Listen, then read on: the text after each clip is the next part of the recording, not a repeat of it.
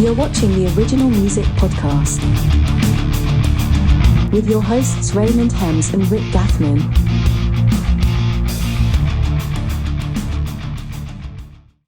All right, here we are. Episode 23. Tonight we have Evan Werstler with Discord Productions, who is a promoter that helps promote original music in town.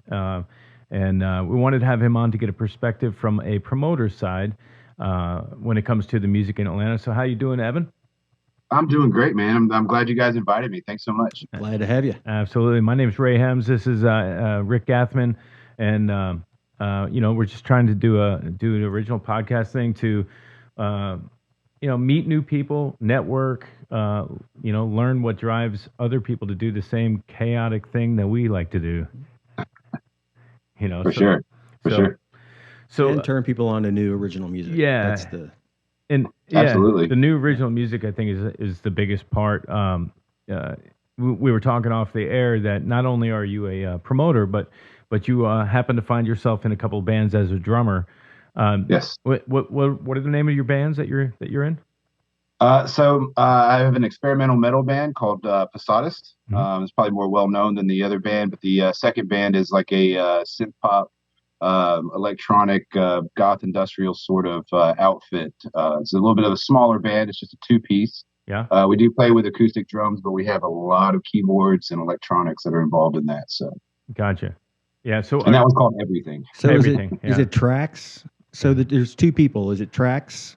Or is it a keyboard player and a drummer? Actually, with the Everything project, that's my personal project. So I write all the music. I've written most of the words, and most of the vocal aspect. But yeah, I use just a DAW, and I write music through that with a lot of synths, and then we just play to a click track live to those tracks, and then we have.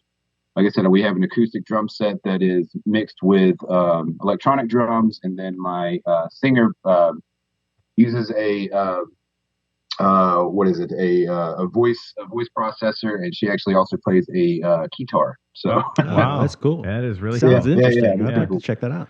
All right, so you said a few things there. Let's dig into that. The DAW of choice. What are you using when you're in the studio recording? Actually, it's FL Studio. Okay. And that was handpicked. I know a lot of folks kind of roll their eyes when it comes to FL Studio, especially when you have industry standards like Logic and Reaper and Ableton. But I handpicked FL Studio simply because I really wanted to hone in on the electronic and kind of like the mid 90s, mid 2000s EDM, techno sort of sound. So very synthy, and FL Studio just kind of fit that bill in that way. Yeah. We're looking to export the files out to Ableton Live, so eventually, so that we can not necessarily be snapped to a grid all the time. It's a little bit easier to to loop and to pause and delay in Ableton. And it's a DAW made for playing live, so we would like to move to that eventually. But right now, we're just using FL Studio. Yeah, it's funny you should say that. We are Ableton guys here. Are you going to be at the show on Friday? I absolutely am going to be at the show on Friday. Cool. All right. Well, you're going to get to see what we do, and I do a very similar thing. I do all my writing in a DAW over here. I noticed the one DAW you didn't mention was Pro Tools. Mm-hmm. And I started to feel like maybe I'm using the wrong thing. I was thinking we're just getting old. I know. Is that the old person? So Pro Tools is an odd, or it's managed to find its place in the DAW world, kind of in an odd place. I think it's between generations, like you said. It's the my ADAT. sound engineer. Yeah, my sound engineer for Discord, who will be providing sound on Friday. He is a huge Pro Tools fan, and Pro Tools certainly has its place in the industry. It's a powerhouse with regard to mixing and mastering. Yeah. But as far as like the engineering process and just ease of use live on stage, I think Pro Tools is more of a studio definitely software than it is a live software. So agreed. But certainly Pro Tools has its place, and no foul there, man, for sure. Yeah, so it's interesting you say that because like I do all my creation in Pro Tools, and then I export it all into Ableton to play live. We are extremely track heavy in this band, so we've got. Oh, really? I'm excited to hear you guys. Yeah, I have yet to hear any of your music. So. Yeah, so it's a different bird, but I use Ableton Live so that we can have the click. And then we can we can send. I'm triggering MIDI commands. I'm triggering, several different things: video, MIDI commands, audio, click tracks, multiple outputs. And I just found that it was the most stable. I think, like you said, being a live DAW, it was the most stable software. So that's why I went with it. But I've yet to actually ever record anything. Created anything in it. So, right. But So you talked about you do recording there. Now, how do you implement your live setup? Are you using a computer with an interface that has multiple outputs to be able to send out? How are you doing that? Yeah, so we run FL Studio on a laptop that it goes out to where we have a MIDI keyboard that I use. It's right next to my hi-hat on my drum set, and that's where I keep my laptop as well. So that so not only do I have a click track, but I also have a visual and an easy way to interface with the laptop. And then of course I have a MX Audio 225 that I use as a MIDI. It's got like beat pads and knobs and stuff on that. I really don't use the remote stuff or the peripheral stuff too much because I've got a lot going on with the drums and the keyboards. But essentially, I just have that MIDI keyboard that comes out of the laptop, and then my singer, she has a keytar that's a standalone and then we just send everything out through a DI box. Electronic drums as well. So the electronic drums actually don't communicate with the laptop. Neither does the keyboard, or neither does the keytar. But like I said, I've got a little 25 key 225 that runs directly into the laptop. Nice. Yep. And are you using that keyboard? Are you starting and stopping things, or doing chord progression changes? What are you doing with that keyboard? So the keyboard, I am not a piano player by any means. I'm a drummer, and I have no idea of notes or anything like that. I actually, I was watching a band called Paris Monster, who is really fucking awesome, and their drummer sings and plays keys at the same time. And I was watching one of the live shows, and he said, everybody started applauding after, his big hit song. He was like, yeah, man, I really appreciate that you guys like the song, because when I wrote it, I was just like, just hit the black keys and you'll be okay. Right. So hearing that, I was like, okay, I'm just going to hit the black keys. Yeah. So essentially that's worked out well for me so far. But of course, as I've gotten better, we start looking at scales. I particularly like the C# scale. That's what I write a lot of music in. But really, I kind of look at my music writing as kind of like a ice sculpture. I start out with a big block, and I just kind of keep chiseling away until it sounds good. So there may be some wrong notes in there. There may be something that may be theoretically incompatible, but it works for the song. And for me, that's what's most important, is using your ears instead of your mind to find something that sounds good. Yeah, for sure. So doesn't the female vocal isn't that in general kind of comfortable for them in C? Yeah, C#. I'm not sure. Now, Morgan is my singer. Her stage name is Elmo, LMO. And she very much knows what she's doing. Right. And so especially we have one song that I had a melody in my head, but I didn't know what key it was in or what notes to hit. So I got her to memorize it, find the right notes. And then after that, we, had her sing while I did it until I chipped away and found the right notes. So and it did turn out to be in C#. So. Yeah. Well, there you go. Hey, you find something that's comfortable and you like to go there. Yeah. I mean, just like, just like in the recording studio, sound engineering, everybody's having a blast and everybody's having fun. And then when it comes to the mixing stage, that's where all the arguments happen. Yeah. That is very true. That is true. We need a little bit more of this. That's right. That's why Ray works alone in that department. Yeah, it is. He does it. Yeah. Hey guys, just put your parts down and it'll sound great in the end. Yeah. But you just go with your ears, like this, it sounds good. And accidentals are okay. It's jazz, baby. Well, that's funny you say that. In one of my other bands, Sweet Soul Sister, the keyboard player's, very trained in theory and all these things. And I prided myself on coming up with things. And I'm like, dude, check this out. And I would play it. And he's like, that doesn't even make sense. I was like, excellent. Excellent. Yes. It doesn't make theory sense, but it does. I always return the thing is, does it sound good, Mike? He's like, yeah, it does. I said, well, then it's right. It doesn't have to be. Yeah. It doesn't have to be, theoretically appropriate or right. Whatever. Yeah. So yeah, totally agree. There's enough of that music out there, Yeah, exactly.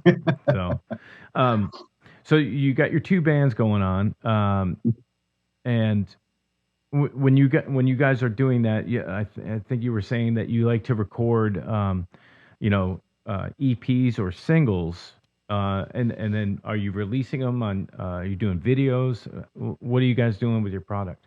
So yeah, actually, recording is probably not a very accurate term because we do have stuff that's released with both bands. Posadist has progressed farther, even though everything is my personal project. Posadist is it's my primary project. I work with two very close friends of mine.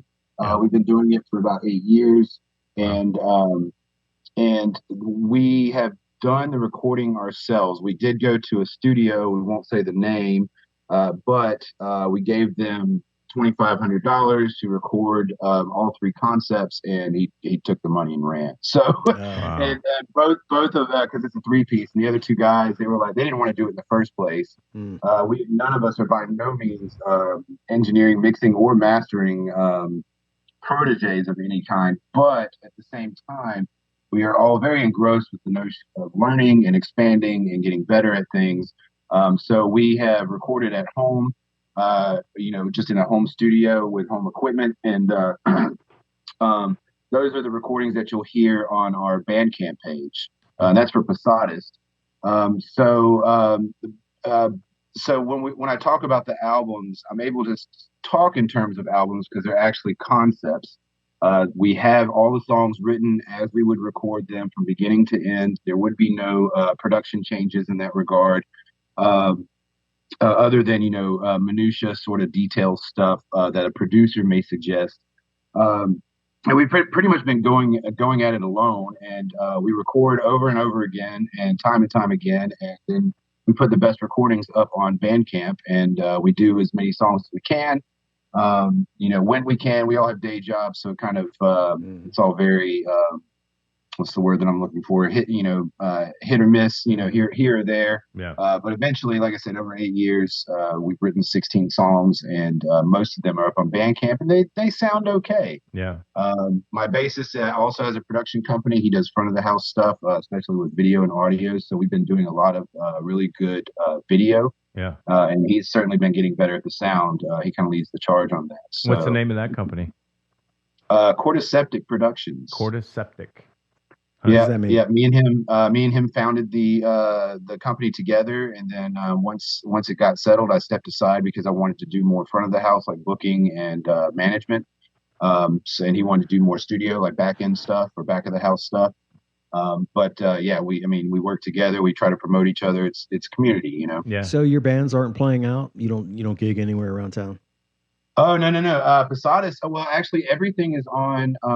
Not a hiatus, not a hold, but we're not booking. So, like last year was the first year that we really started playing out. We played 10 shows that year.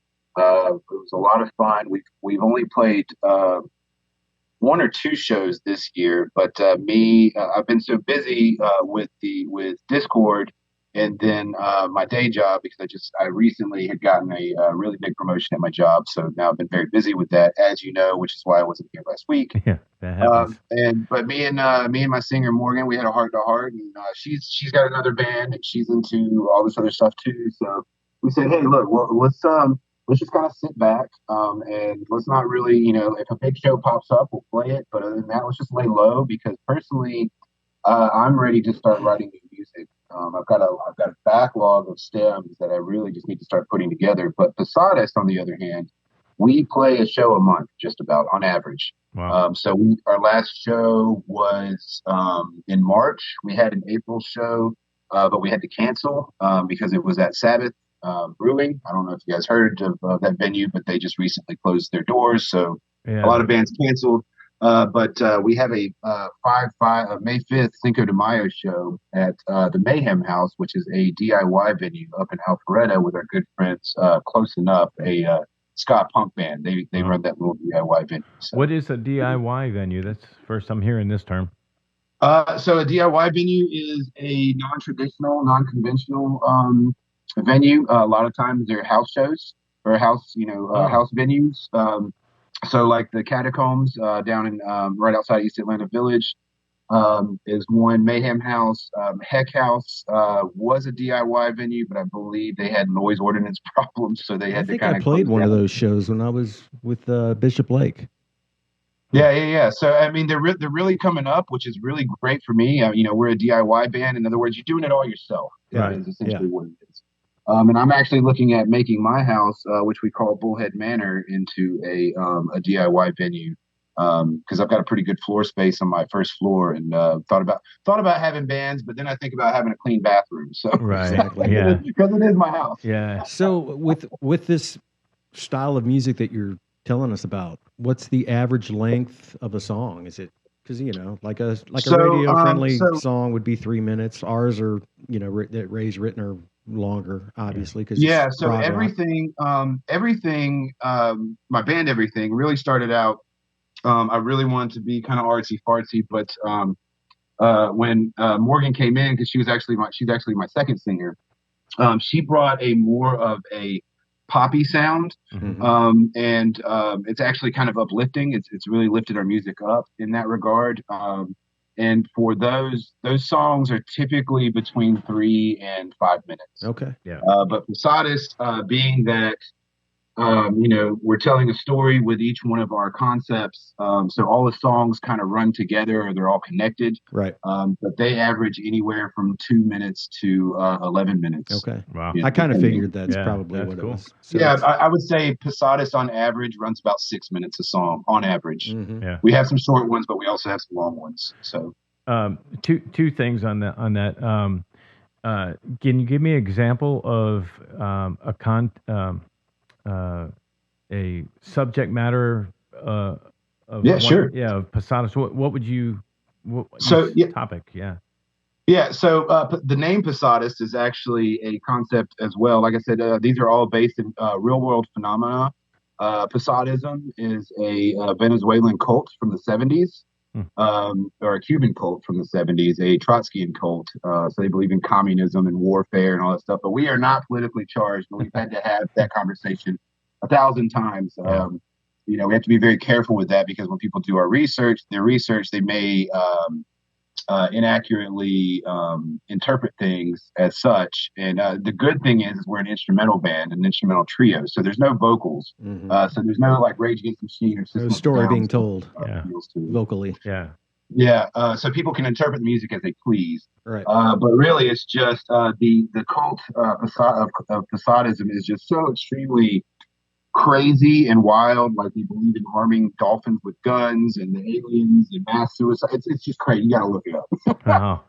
But as far as our concept albums go, so our first album was Cargo Cult, which is it's a real world phenomenon out of Melanesia in the eastern side of the world, and it was a 1950s thing that happened, or I guess maybe even 30s thing that happened, where these indigenous people were proto-religious or pre-religious, I would say. So in other words, they had the makings of a religion, but they had no deification of anything. They didn't have a martyr.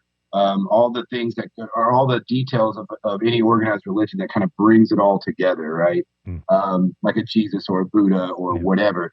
However, during World War II, actually, it was during World War II.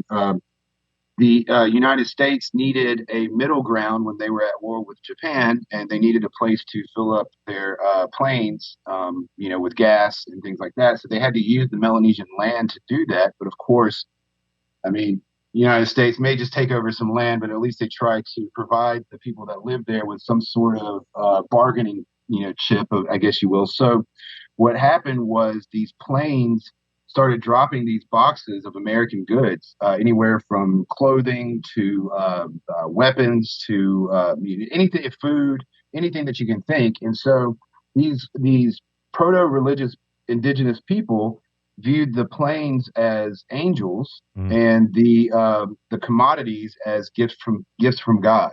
And so they felt that if they would pray more, then these angels would come and drop off more commodities. And so that's how it kind of, the term got coined as cargo cults. Wow. And so if you look at cargo cults still exist today, and if you look at them, or if you look at videos of them, it's really cool. They actually do Western style marching with wooden shaped guns, planes made out of hay. And those are all idols that they use to worship. And they still are out there today and still believe that planes are angels. And the more they pray, the more commodities will be dropped off. So it's very interesting. I'm leaving out a lot of details, but I don't want to ramble on. How long do they wait before they realize the planes haven't? It's been seven. That's a really good question. A lot of the pictures, it shows them with the planes that they've built out of scrap wood and straw, and they're all sitting out on a cliff, looking to the sky, waiting for the next round of commodities to drop from the air. So. Seems like we should probably send a couple of planes. Sounds like a bunch of skinny people to me. Yeah, the other concepts, just very briefly, the second album is Dyatlov's Pass. A lot of people have heard about that. That's out in Siberia, in the Ural Mountains. It's a ghost story. And then Fugo, we actually returned to the World War II backdrop, but from Japan, where they were sending weather balloons over to, or bombs that were attached to weather balloons over to America. And it was, of course, a very unsuccessful endeavor. But yeah, we wrote basically soundtracks to all three of those concepts. And we're currently working on our fourth concept, where we're going out to Saudi Arabia, and the theme is kind of like a desert surf music. So that's crazy. Maybe a little bit of a Queens of the Stone Age sort of feel to that. But yeah, so that's what we're working on currently. Well, the Japanese balloon thing kind of is almost like current event type stuff now, because they actually did some of them made it to the California coast. Actually deeper than that. So the last song, our third concept, Fugo, is only 3 tracks, very short. It's only like 12 to 15 minutes. And the third track is called Bly, which is a city in Oregon, where there were several balloons supposedly that had made it over into the United States, but that one particular balloon landed in the woods, did not explode, and a church-going family was on a church trip, came across it, and one of the kids kicked it, and it exploded and killed the entire family. Oh, wow. So you can actually go to Bly, Oregon, and visit those graves. The father was the only one that survived. So very tragic, but we made a math rock song out of it. So. Yeah, that's crazy.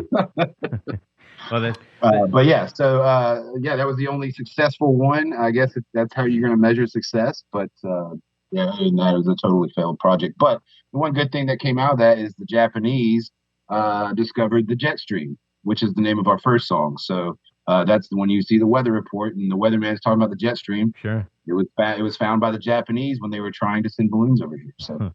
It's very, very interesting historically. Yeah, and still used today, apparently. Yeah. Well, let me kamikaze and switch directions here, if you don't mind. No, absolutely. So you're a music promoter, right? Yes. And so how many bands do you work with? So according to our spreadsheet, because we do keep account, we have worked. So I've been doing this. I started the company in February of 2022. I landed my first venue, which is Sweetwater, which is my primary venue. In other words, I contract with them outright. I provide all of their entertainment. And our first show there was actually on April 12th. So last week would have been a year. And in that year, we have done, I think we've done just, if not over 100, just shy of 100 shows. Yeah. And we've worked with over 220 bands. Is that right? Yeah. Yeah. Wow. So in 1 year, we've really gone the distance. So I'm really proud of the work that we've done. And, That's awesome. We've worked hard on it. Yeah. Yeah. And, word on the street gets around as far as these are almost 100% original acts too, I believe, right? So not 100%. So Sweetwater has a very, very long history of supplying original music. Yeah. My predecessor, Mike Klein, who actually runs Loud Milk Productions, which is an independent booking company now in Atlanta. He was the booking agent prior to me. He really was steadfast with the original music there.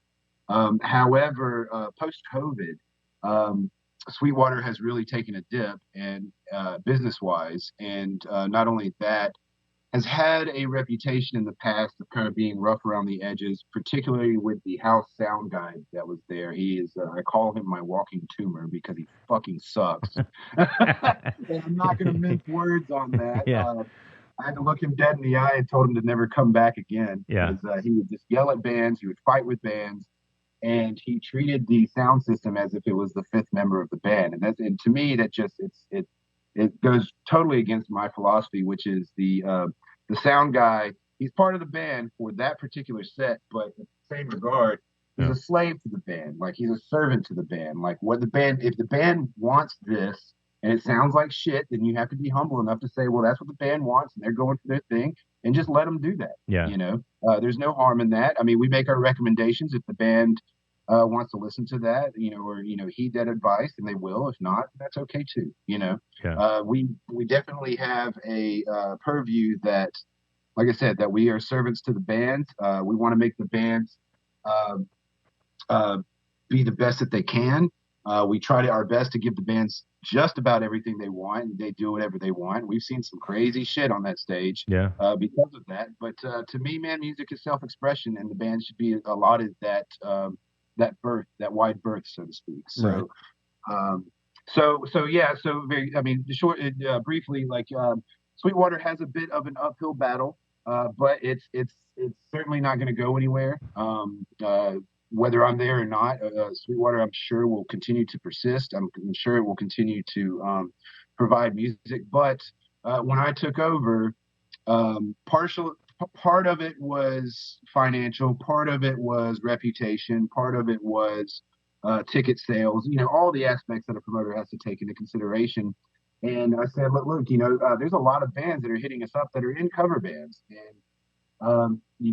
they tend to bring out an older crowd, but you know what? That crowd is out there dancing and they're singing along and they're having fun. And that's what's most important to me. Mm-hmm. So I don't want to do Sweetwater an injustice, because it is one of the few venues that continues to harness the original music thing. So what I've done was I decided, instead of have the cover bands sequestered in sort of a showcase, so that we do a monthly showcase called Take Cover, where we spotlight cover bands. We do that about once a month, one day out of the month, and then the rest of the times, it's original music, anywhere from country to punk rock. Really? No. How about tributes? You guys get tribute bands in there? Did you say that? So actually, a couple of friends of mine are in a really badass Primus tribute band called the Frizzle Fries. So shout out to Brian and Clark. They are phenomenal musicians, and we tried to do the tribute band thing with them. But the most difficult thing about tribute and cover bands compared to original bands is the landscape financially is just different. Not just financially, but also stage time is different. Cover bands and tribute bands, they want to play longer. They want to play, an hour to 6 hours. And of course, for the work that they do, they want to be paid several $100s to do that. And of course, I'm a very small company. And like I said, we've been having to fight the uphill battle of ticket sales post-COVID. And so at this time, we don't do payout guarantees. We just try to keep it simple, door splits.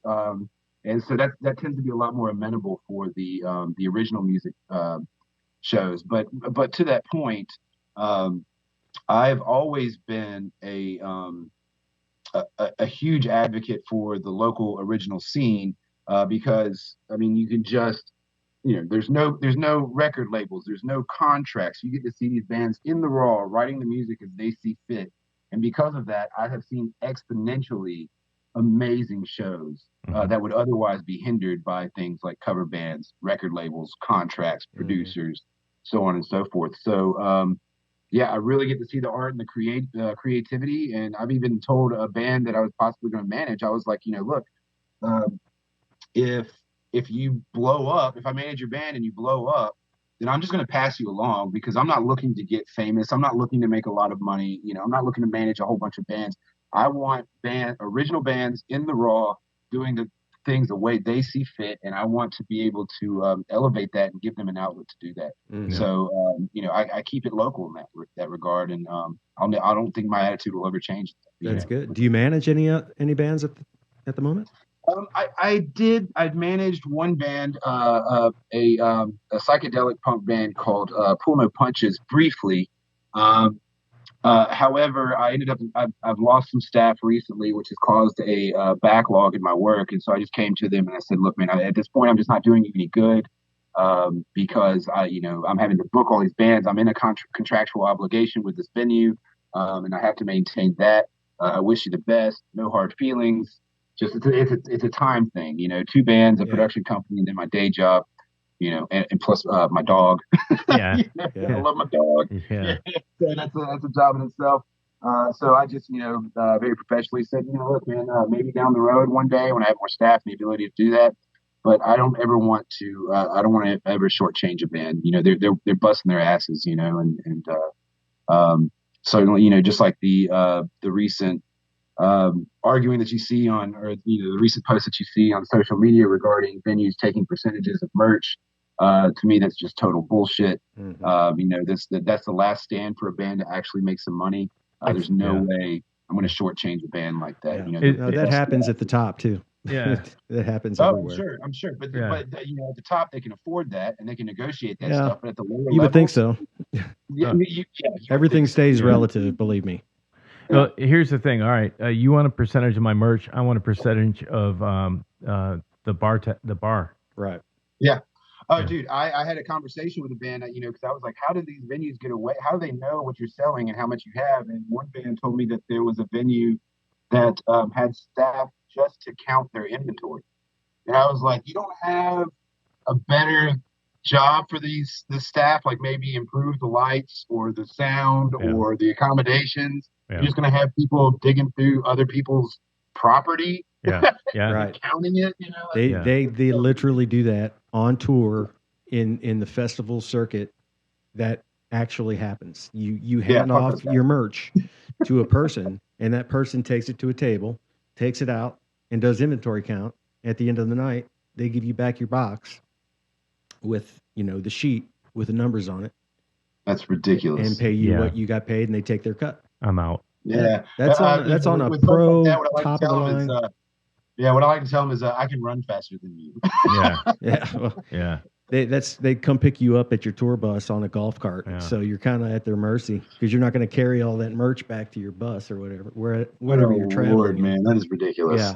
So if you play Sweetwater, you can expect that will not be the case, man. It's not that far. Everybody maintains 100% revenue on that. Well, that's a good question. We were actually talking about that as we were prepping the load out here.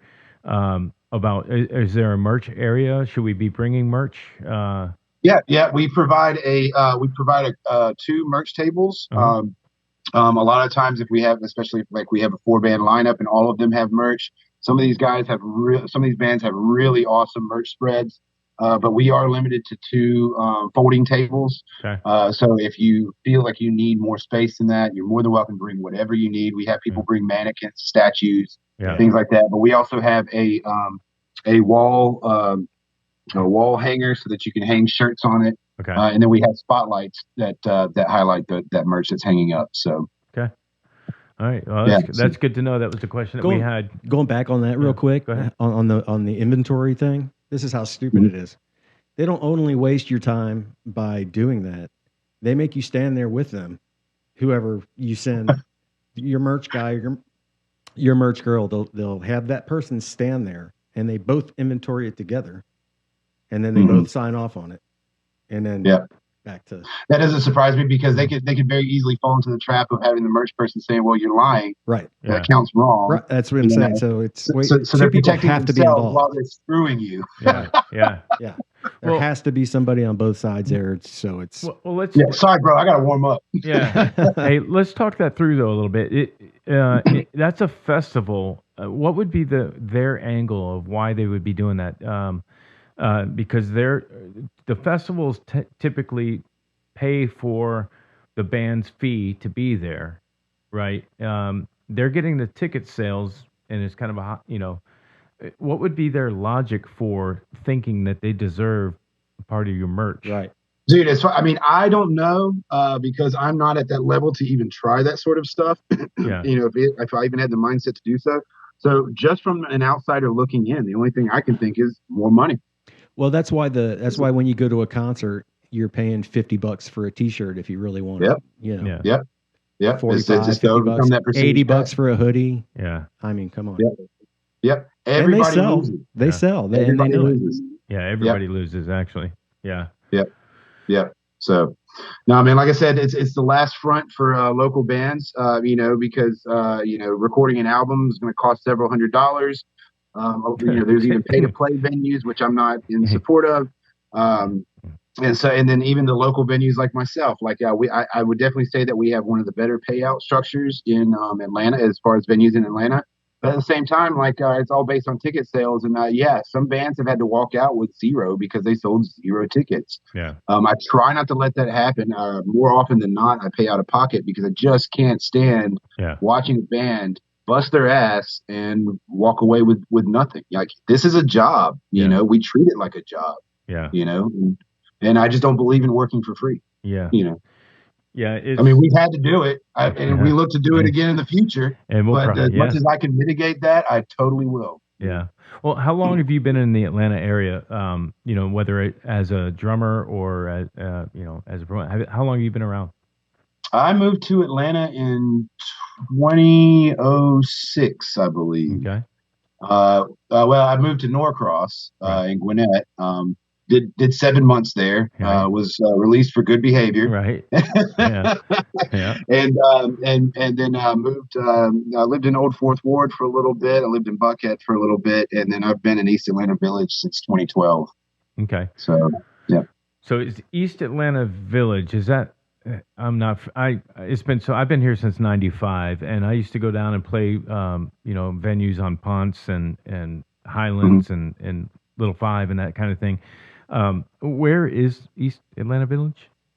So, if you know where Little 5 Points is, on Moreland. Yeah. So if you like you say, if you go south down Moreland from Ponce, you're going to go from Virginia Highlands to Little 5 Points, and then if you go through Little 5 Points, cross over the bridge that's over I-20. Yep. As soon as you cross over that bridge, you're in East Atlanta Village. I got you. Yep. Well, we were just down there in Little 5. We went to the Variety Playhouse. I hadn't been there in I hate to say it, maybe a decade. And I went there twice in the same week. We saw Eric Johnson the first time, and then Winery Dogs. I remember the Winery Dogs show. Yeah. I wasn't there, but I remember seeing the flyer. Yeah. Amazing show. Great show. Yeah. But what I noticed was, back in the day, and I every time I say that, I feel like, man, you youngsters. Mm-hmm. But back in the day, that place was hustling and bustling. There were people on the street walking, bar hopping, and it just seemed kind of like quiet.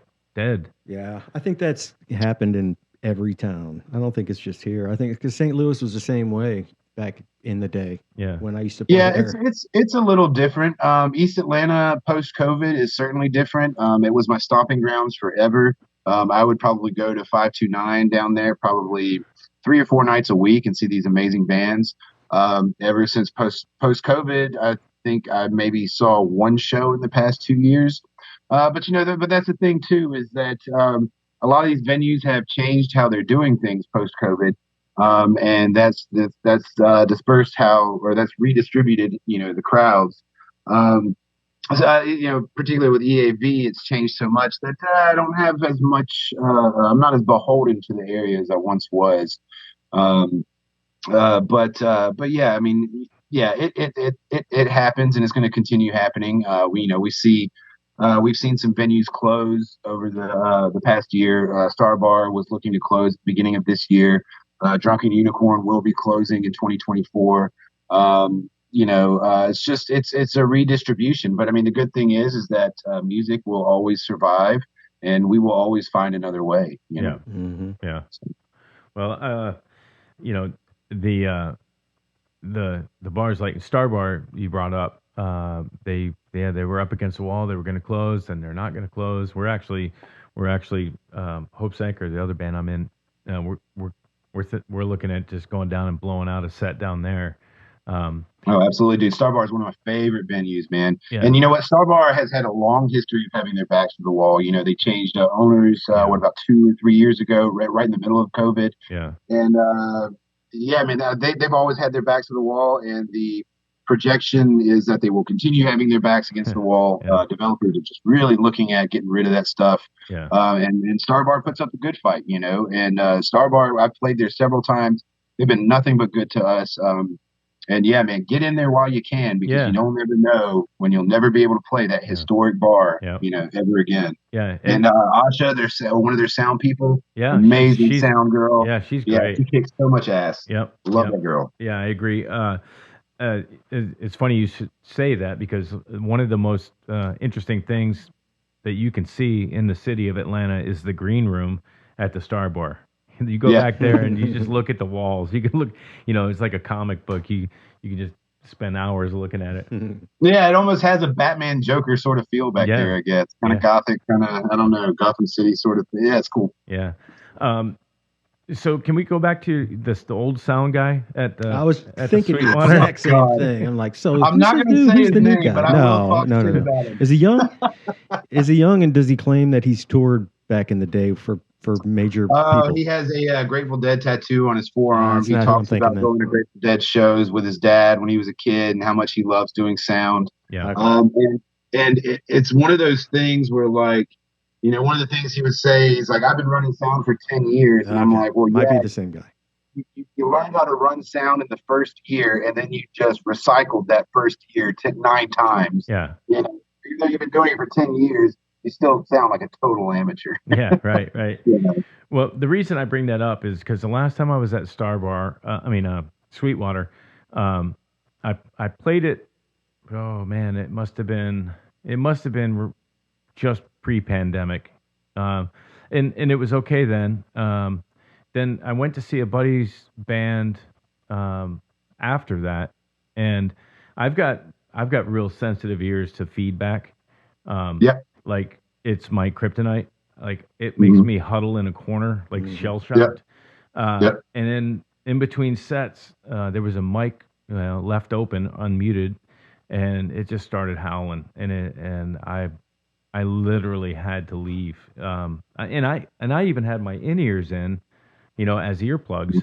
And I was just like, oh my gosh. So I'm excited to hear that we've got. So I'll tell you a little story, and I'll keep it brief. But so that particular sound guy, who's notorious for having feedback on stage, I had one of my good friends. They were called Craigslist punks at the time, but now they're hard spread. They actually just played with the Queers over at the Furnace 41 in Jonesboro. So congratulations to them on landing such an awesome gig. Really great, awesome guys. I don't know how anybody could ever be mad at any one of them. They are just so punk rock, and they're just so positive and optimistic. They played Sweetwater 1,000 times. They were playing Sweetwater one night and got a lot of feedback, and they were already booked for a second show. So their drummer called me and said, "Hey, we don't want to plug into the PA. We just want to run straight." And I was like, well, because I knew the sound guy would get pissed off about that because he doesn't get the opportunity to show off. So I said, listen, let me talk to the sound guy. Let me work some things out. And I said, let's do it my way. And I said, you got a third show coming up. So if it doesn't work my way, the next time we'll try it your way. So he was like, yeah, sounds great. So went back to the sound guy. I said, listen, man, we need to do A, B, and C. We cannot have all this feedback. And sound guy was like, okay. So then Hard Spread gets up there for a second time, feedback again.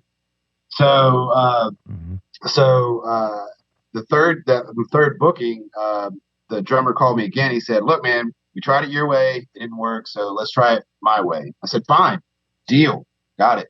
So they plugged straight in to their amps and didn't use the PA at all. And yeah, it did sound like crap. But you know what? This is a punk rock band. Right. They were doing it punk rock style. So highly commendable. You know what I mean? Yeah. The only thing that was plugged into the PA was the one microphone. Yep. Or the two microphones. And after the first song, because the sound guy was throwing a fit, because I told him at the last minute, I said, look, man, just go outside and play on Facebook. Don't worry about this. Right. And so, lo and behold, after the second song, one of the two microphones just wide open. Yeah, start feeding back. And the sound guy came flying in, put it on mute. And I immediately saw the drummer talk to the guitar player. So now I'm worried. So I run from the back of the venue to the front. And you can see I'll get to that in a minute. So I get to the front of the venue and I see them talking. And it's that kind of talking that you know shit is just about to go south. Yeah. And I'm just sitting there praying like, dude, just hold out. You know, don't fucking cut. Yeah. All of a sudden, the guitarist unplugs the guitar and walks off stage. Yeah. The drummer gets on the mic. He goes, sound guy fucking sucks. Fuck you, man. No, don't interact. Don't engage. Just you know. Then, of course, the sound guy started yelling. He's like, you're not even plugged into our system. And so I told the band, I was like, look, man, let's just take a break. We won't book you at this venue anymore. I'll book you elsewhere. Yeah. But the funny thing is all of this is on video and it's online because Hard Spread live write that down. Hard Spread live streams all of their live shows. So you get to see all of it in all of its glory. Nice. Now, I will say this was probably about 6 or 9 months ago, so you'd have to scroll down the feed. But yeah, those hard Spread guys are still friends of mine. When I got rid of the old sound guy, I called him up and I said, hey, man, please come back. And they certainly did. They played like 3 or 4 shows. They totally ripped it up. And I mean, like, I love those guys. Love those guys to death, you know. So turned out to be a good story. And now it's funny to watch. At the time, not so funny. But. Yeah, sure. Well, your sound. Will you just talk about the show we have coming up this Friday, April 21st? Yep. I think that we are going to go on at 8:30. I think we're going to hit at 8:30 because my show is already pre-made to be the length it is.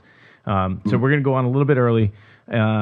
Would the sound guy be able to, if I asked him to just send me a drum mix back into my in-ears? Is he going to be able to?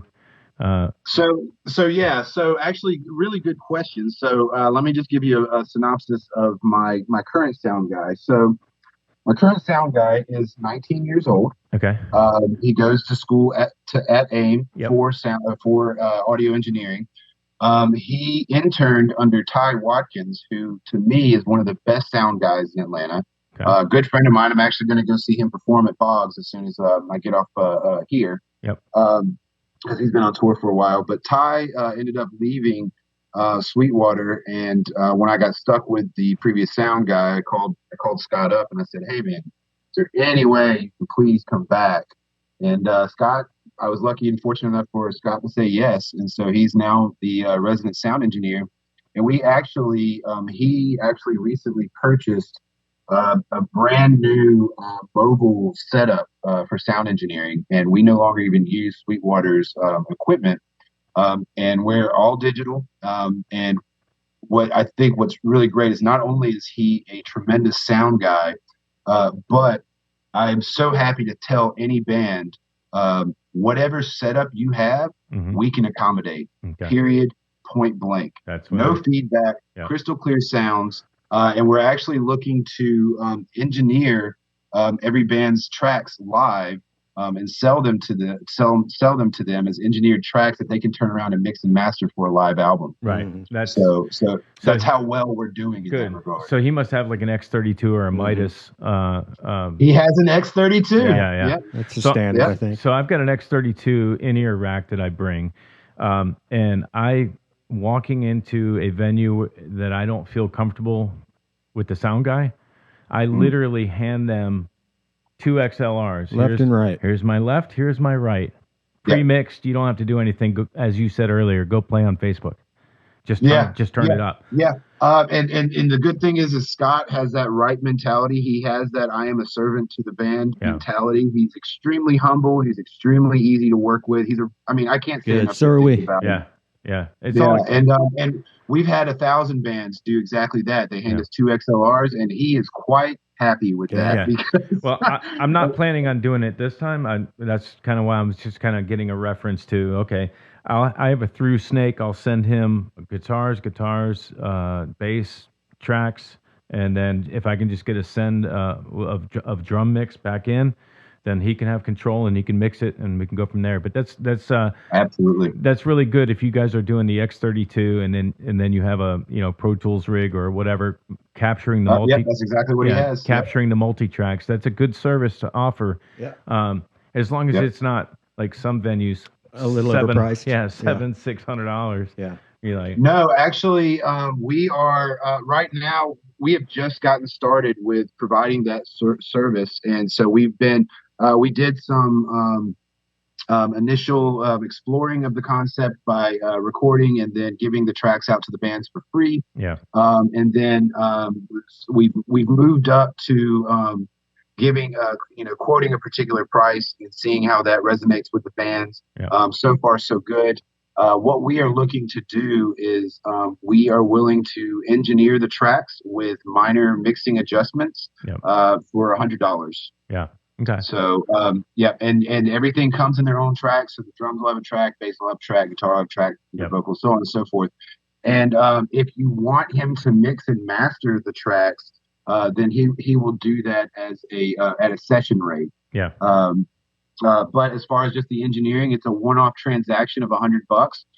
The only thing that we ask is that if you utilize those tracks to do your own thing, mix and master, you totally can. But if you want to put it on say Giza is gone from live at Sweetwater, we just ask that you put Discord Productions and Scott Bennett in the minor notes. Yeah, just credit the people that worked on it. Yeah. Yep. Yeah, it's easy. Yeah, absolutely.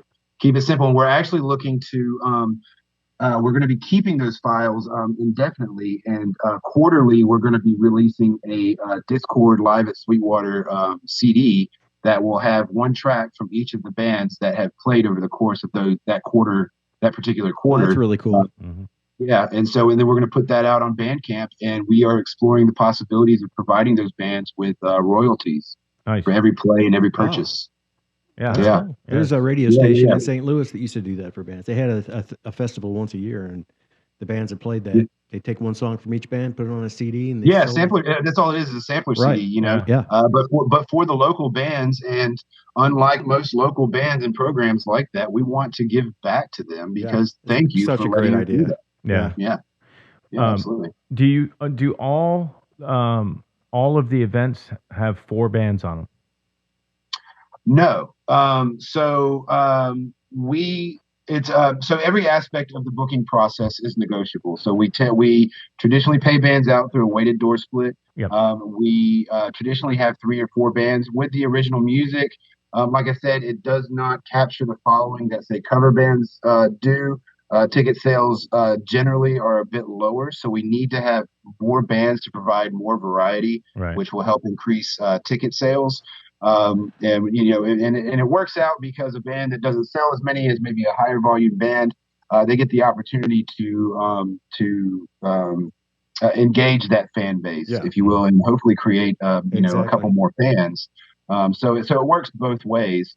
But what we do is one thing about Sweetwater is that the attrition rate after midnight is astounding. It doesn't matter who's on stage. It doesn't matter how popular or how badass they are.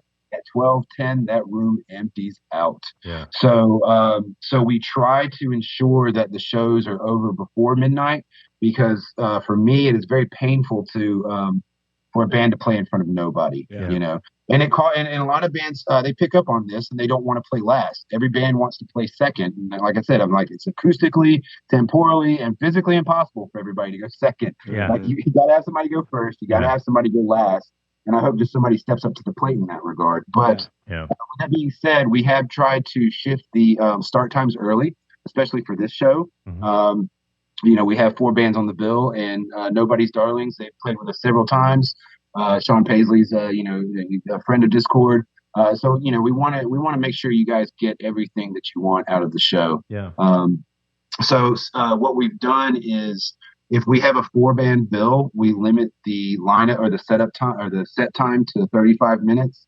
And if it's a 3-band bill, then we do the set time at 45 minutes. That way we continue to have music throughout the night, but we're still able to end the show by midnight when everybody's getting ready to leave. So. Yeah, that's what happened to me. Our show is 90 minutes. And so when we first started talking, I was working with Drive 22 and those guys about coming on, and when we were talking about that, it was it was going to be three bands. So I started editing my show. I was like, I need a 45-minuter. So I made the 45-minuter, and then oops, we got 4 guys. So we're going to raise our hand and go on first, go on early, and get it done. So actually for this show, because we are starting, we're starting at 8:30. We probably should have started at 8 to give everybody a 45 minutes. I know people want to play as long as they can. Yeah. There's certainly a debate amongst my band Posadist. Our guitarist loves to play 20-minute sets, and I'm like, dude, I'm not hauling all that gear across town to play for 20 minutes. Well, yeah. Wait till you see what we're bringing. Wait till you see what we're bringing. Yeah, but generally, I've noticed that after 30 minutes, the crowd, they kind of get impatient, especially on the local shows. So, we usually play 40-minute songs, 40-minute sets, just by virtue of how long our songs are. But we try to keep it at 30 minutes just to keep the crowd leaving a little bit more. Yeah, I get that. Yeah. So more about Sweetwater. The food and drink. We've got good food, good drink. We get our people to eat there. And oh yeah, absolutely. So the number one question that patrons have when they get there is, do I have to go to the other side to order food? And no, you don't. So Sweetwater is divided pretty much into 2 equal parts. We have the bar and grill, and then we have the live side, and it's connected by just a kitchen door, a swinging door. But we have a bar on both sides, and those bars are connected. So you can order from one and pay at the other, however you want to do it. And we always recommend that people purchase their food on the live side as opposed to the bar and grill side, because a lot of times we notice that once folks get over to the bar and grill side to order food, they get caught up in playing pool or darts, and then they stay over there. So we always encourage them to order from the live side if they're there to see bands. That's a good point. Yeah, I remember seeing a bunch of pool tables. How many pool tables are over there? I would probably say 15. Yeah, there's quite a few of them, and they have poker nights, and they have dart nights, competitions and things like that. However, it's really odd. Sweetwater is a really odd venue to begin with, but the patrons on the bar and grill side and the patrons on the live side, it's unbelievable. It's 2 different worlds. Yeah. There's been some bands that have come in and they like, can we open the doors and tell the people, we're not selling any tickets. Can we tell them we'll just put on a free show so we can play in front of an audience? And I'm like, actually, no, you can't, because when every time we prop the doors open, the people on the pool hall side, they get pissed off. Yeah. They want to hear their jukebox. They want to hear their Bon Jovi and their Poison, and that's that. It's really, really odd. Yeah, it is. Yeah. But you know what? All the fights and all the typical bar shit, it happens on the other side. It never happens on the live side, you know. Right. So I'm very, very thankful for that. It's a good thing. Yeah. So, Sweetwater's a weird venue in a lot of ways. If you've been a regular patron there, you know exactly what I'm talking about. But at the same time, I wouldn't give it up for the world, man. It's my little shithole. Yeah. How's the load in that place? You know? Yeah. That's the best ever. What's the load in like at that place? So load in is typically 2 hours before the show begins. Yep. I had load in at being like 5 p.m. regardless, and like bands would just stand around and get drunk for hours. And I was That's what we're gonna do. There's no reason to have these bands just sitting around because I mean even shows that I've played, we're the last band to play, and like great, we have to sit here for 6 hours and try to not get drunk, you know. Yeah. So I scooted it up, and that's the thing is these local bands. Whether you're a cover band or an original band, these folks are hungry to play. When they show up, they're ready to go. Yeah. And that's awesome to me. So like when they pull in, typically load in is at 7, doors are at 8, and show is at 9. Sound check for the first band being at 8:30. Yeah. Of course, all that's negotiable depending on what the needs of the particular event is. But yeah, when those bands show up at 7 o'clock, they're ready to load in. They're ready to get to work. You know. Yeah. So it helps out. Is it an easy load in? Is it like a straight into the stage? Very easy load in. A lot of people pull in. They're respectful enough to pull into a parking spot in the parking lot, and then I go walk over there and tell them, hey, man, just throw your hazard lights on, pull right up to the door. Yeah, you can load right into the door. Nice. You know? Yeah, because we're gonna have a trailer. Yeah, yeah. Yeah. So I don't care. I've had buses. Hey, I was just curious. Yeah. A lot of places you go to that are nice. They have stairs or like fucking Smith's Old Bar. Oh my god, that's the nightmare of all load-ins. Oh my god. Yeah. Not enjoying that at all. No, it's super easy, and I'm joking when I'm mocking Sweetwater, but the owner, he's been very good to us. He's been very open to all of our suggestions and recommendations, and really, like all the revenue that's generated from a show is generated independently by me. Mm-hmm. And so none of the money that Discord makes for a show goes to Sweetwater. Wow. The only thing that Sweetwater gets a cut from is the food and beverage sales. Yeah. So that's very nice of him because he doesn't have to do that, and he's probably the only venue that allows that. So essentially, he's allowed Sweetwater Live to be mine. Right. I mean, I certainly don't claim it as my own because I don't pay property taxes on it or anything like that. Right. But as far as putting shows in there and doing what I want to do, he's given me full reign, full throttle, man, and it's nice. It's been nice like that. He's very supportive. Yeah, and that's the biggest thing is making sure that you get a bar owner that gets it, and is willing. Well, and that's the thing. He loves making fun at the headbanging and the moshing, but in the end, he still allows it to go forward. So that lets you know that he's open to that. He understands that the kids need a place to play, and that's kind of my thing with Sweetwater. Sweetwater was the first venue that both of my bands played at, and I actually. A lot of times with Sweetwater, I have no qualms with saying, if you look at all the local venues across Atlanta, I have no qualms with saying, like, yeah, we're on the lower tier, and I'm fine with that because, like I said, these kids need a place to go. We have tremendous sound. We've got a big stage. The atmosphere could probably use a little bit of uplifting, but that makes it what it is. And that's the charm or the patina, as I say. Patina. Yeah, man, like I said, typically I don't even really vet the bands. Yeah. If you haven't played there before and this is a brand new band, you have to find somebody that lets you lets you play. Because even though, for instance, my band Posadist, we've been around for 8-9 years, we'll hit a venue up and they're like, can you sell 70 tickets? And I'm like, No. Right. Yeah. We expect to play in front of nobody for free, man. We keep that bar nice and low. Yeah. Right. Right. But yeah, I mean, like these kids have to have somewhere to go. They have to have a venue that lets them play without all the politics, without all the Yeah. pay to play bullshit. Yeah. You know, all the stuff that comes with a lot of the venues in Atlanta. Yeah, it does. You know, Yeah. so keep it easy. Yeah. That's the important part. I was in Florida for during spring break, and I wanted to just go busking. I just wanted to go try it. I'd never done it. Just go on a street corner and play.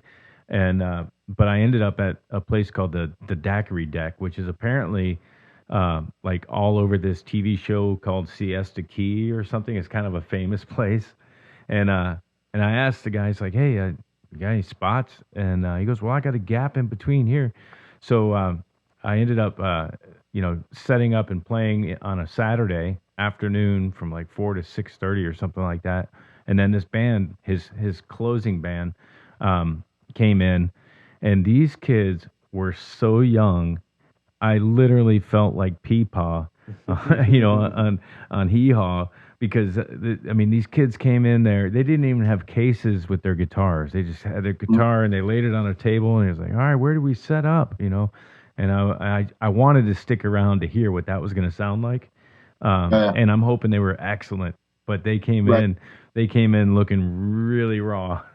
We had a band like that, came from Athens. They were all 19, which bands can play when they're underage. We just provide some, necessary restrictions, for legal purposes. But we had a band from Athens, Parathion. If you read it looks like it reads like Parathion, like almost like some sort of Greek word. Yeah. But it's Parathion from Athens. They showed up, same idea, young, looked inexperienced, came in with kind of like some busted guitars, and actually the cymbals on the drum set were, I was like, wow, that's pathetic. Yeah, right. But they got up there and they thrashed, and they put on the best show of the night. And I would love to have them back, because it was just amazing how well those kids did. Yeah. So that's what I'm saying, man. You never know. And so I'm not gonna sit here and judge you based on how many tickets you can sell. I just think, in some bands, they feel like they're going to be admonished for not bringing anybody in. I'm like, no, man, that stuff happens. Yeah. The good thing is I've got a day job. That's my money maker. And so I do this for fun, not for a living. I mean, it's nice to make some extra cash, but not necessary, So just get up on stage and do your thing. You know? That's my big thing. Yeah. Just bring it like you've got 400 people there, Yeah. As a matter of fact, it just reminded me of this one story. We had these kids come, and they were already loading in when I arrived, and the singer came out and he said, hey man, I just want to let you know that when we get on stage, like halfway through the set, we're gonna pull out a fake dick, and I'm gonna bite the head off of it, and there's gonna be fake blood everywhere. And we just wanted to let you know that dick is not real.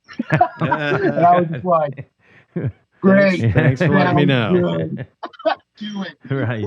Okay. Interesting. Thank you, Core. Yeah. Yeah. Hey, I'm gonna bring my G.G. Allen tribute band in, and we're gonna do a little G.G. Allen for you. It wouldn't be the first time, man. Yeah. Good friend of mine, Kyle Knight. He does an electronic thing called the Emotron. Pretty big. We played with him a couple times. Really awesome guy. He sets his dick on fire on stage, straight up. Literally. Yeah. Well, I mean, he's got a little underwear on, but yeah, he loads it down with some sort of alcohol and sets that bad boy on. Okie dokie. All right.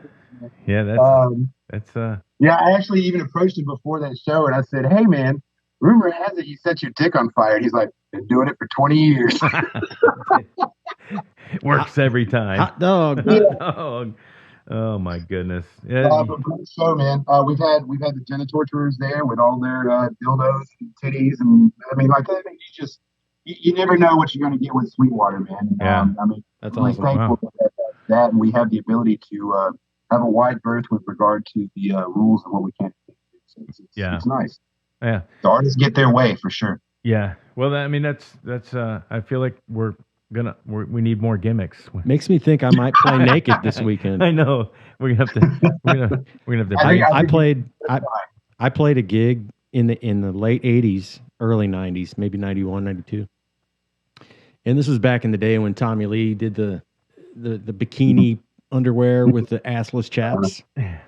I thought it was cool, and I did the same thing. Yeah. So I got said bikini underwear that were zebra pattern. Still got them? No. Oh. And or There's your gimmick. said lip service assless chaps. I'm a drummer who sweats a lot, and white, when it gets wet, turns pretty translucent. So I had to get done playing and get up and run to the bathroom to go use it. Yeah. And of course, you could see everything that was happening. You just got to own it, dude. I had nothing to do but I mean, no choice but to, right? I did a gig. Great, I did a gig once in a fur kilt. You remember that fur that was wrapped all the way around the drums? I made a kilt out of that, and that's all I had on. And I was at CJ's Landing in Buckhead back in the I'm totally 2000s. unimpressive. Black T-shirt and jeans. Yeah. I'm in my gear Ever since right then. now, yeah. It's funny what you think you need to do, and all you have to do is really just write good material and perform. Yeah. You know. Yeah. Stick the ego in your pocket. Yeah. Get along with everybody. Be easy to work with. Yeah. That's the biggest thing too. Absolutely. Be easy to work with and load on and off the stage quickly. Yeah, absolutely. Be professional. Yeah. So, well, man, we're looking forward to coming out there. It's gonna be fun. You know, looking to have you. It's gonna be a great show. We're gonna get there a little bit early. As like I said, we have some gear to bring in, and you might want to get some pictures of the stage once we get done dressing it up, because we're not bringing the whole thing, but we're bringing. I'm looking forward to it. Yeah, man, I take pictures and videos every night of every band. I do it to post on Instagram, to help facilitate ticket sales. However, my Instagram page is so not up to date. There's hardly anything on it, but that's just because, like I said, I've lost the staff and everything's backlogged. But we're getting there for sure. Yeah. Well, and just to go ahead and throw it out there for your audience, it's Giza is Gone. Yep. Drive 22. Yep. Nobody's Darlings, and Greg Carey and the Fields. Yep. Doors at 7:30. Show at 8:30 at Sweetwater and Duluth. Yep. So, yes, sir. That's it. All right. Well, Evan, we appreciate you coming back on. I know we had a little bump in the road last week. Not a problem. We're looking forward to the show. I'm going to try to get this edited and out ASAP, because the show is in 3 days. So. Yeah, absolutely.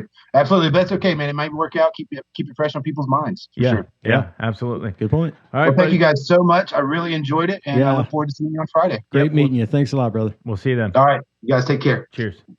Yeah, bye-bye. You're watching the Original Music Podcast with your hosts Raymond Hems and Rick Gathman.